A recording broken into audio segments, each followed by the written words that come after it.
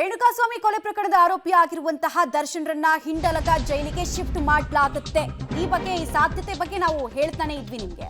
ಹಿಂಡಲಗ ಜೈಲಿನಲ್ಲಿ ಹೇಗಿದೆ ಹಾಗಾದ್ರೆ ಚಿತ್ರಣ ಡೀಟೇಲ್ಸ್ ನೋಡ್ತಾ ಹೋಗೋದಾದ್ರೆ, ಹಿಂಡಲಗ ಜೈಲಿನಲ್ಲಿ ಭಾರೀ ಬಂದೋಬಸ್ತನ್ನ ಕಲ್ಪಿಸಲಾಗುತ್ತೆ. 33 ಕತ್ತಲೆ ಕೋಣೆಯನ್ನ ಹೊಂದಿರುವಂತಹ ಹಿಂಡಲಗ ಜೈಲ್ 33 ಸೆಲ್ಗಳ ಪೈಕಿ 18 ಸೆಲ್ಗಳು ಭರ್ತಿಯಾಗಿದ್ರೆ 15 ಸೆಲ್ಗಳು ಖಾಲಿಯಾಗಿದೆ. ಹಿಂಡಲಗ ಬಗ್ಗೆ ಮಾಹಿತಿಯನ್ನ ಕಾರಾಗೃಹದ ಡಿಜಿ ಮಾಲಿನಿ ಕೃಷ್ಣಮೂರ್ತಿ ಅವರು ಪಡ್ಕೊಂಡಿದ್ದಾರೆ. ಸೊ ದರ್ಶನ್ರನ್ನ ಅಲ್ಲಿಗೆ ಶಿಫ್ಟ್ ಮಾಡಬೇಕು ಅಂತ ಹೇಳಿದ್ರೆ ಸೆಕ್ಯೂರಿಟಿ ಹೇಗಿದೆ, ಚಿತ್ರಣ ಹೇಗಿದೆ, ಅದೆಲ್ಲದರ ಮಾಹಿತಿ ಮೇಲ್ನೋಟಕ್ಕೆ ಅವ್ರಿಗೆ ಸಿಗ್ತಾ ಇದೆ.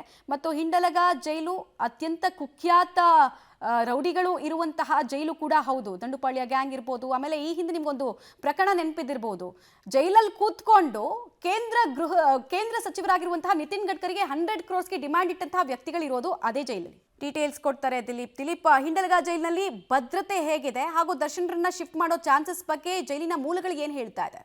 ಮಮತಾ, ಪ್ರಮುಖವಾಗಿ ಬೆಳಗಾವಿ ಹಿಂಡಲಗ ಜೈಲು ಬಹಳಷ್ಟು ಹಳೆಯದಂತ ಜೈಲು ಮತ್ತು 1086ಕ್ಕೂ ಹೆಚ್ಚು ಇಮಿನೇಟ್ಸ್ ಇರ್ಬೋದು ಇಲ್ಲಿ. ಆದರೆ ಈಗ ಒಂದು ದರ್ಶನ್ ಬರ್ಬೋದು ಅಂತ ಎಲ್ಲ ಕೂಡ ಜಟ್ಟ ಆಗ್ತಿರೋದು. ಒಂದು ಬೆಳಗಾವಿ ಜೈಲು ಇರ್ಬೋದು ಅಥವಾ ಬಳ್ಳಾರಿ ಜೈಲು, ಎರಡರಲ್ಲಿ ಒಂದು ಶಿಫ್ಟ್ ಮಾಡ್ತೀವಿ ಅಂತ ಹೇಳಿ ಮಾಹಿತಿ ಹೇಳ್ತಾರೆ. ಆದರೆ ನಮಗೆ ಬರ್ತಾ ಮಾಹಿತಿ ಪ್ರಕಾರ ಒಂದಿಷ್ಟು ಹೆಸರು ಹೇಳ ಬಯಸದ ಅಧಿಕಾರಿಗಳು ಹೇಳ್ತಾರೆ ಏನಂತಂದ್ರೆ ನಾವು ಬೆಳಗಾವಿ ಹಿಂಡಲ್ ಜೈಲು ಬರ್ತಾರೆ ಅಂತೇಳಿ. ನಾವೀಗ ಬೆಳಗಾವಿ ಹಿಂಡಲ್ ಜೈಲು ಮುಂದ್ಗಡೆ ಇದೀವಿ, ನಾವು ತೋರಿಸುವ ಪ್ರಯತ್ನವನ್ನು ಮಾಡ್ತಾ ಇದ್ದೀನಿ.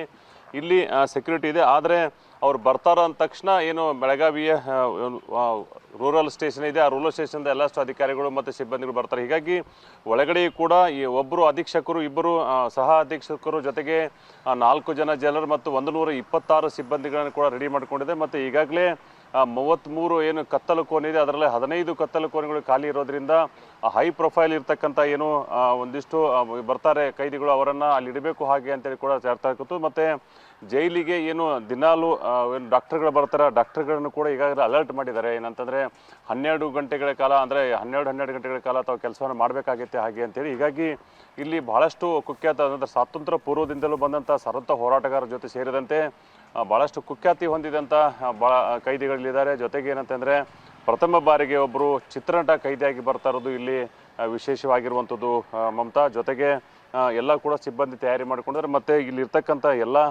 ಸಿಬ್ಬಂದಿಗಳ ಅಲರ್ಟನ್ನು ಕೂಡ ಮಾಡಿದ್ದಾರೆ ಈಗಾಗಲೇ. ಮತ್ತು ಒಳಗಡೆ ಇರ್ತಕ್ಕಂಥ ವ್ಯವಸ್ಥೆಯನ್ನು ಕೂಡ ಅಲರ್ಟ್ ಮಾಡಿರುವಂಥದ್ದು ಮಮತಾ.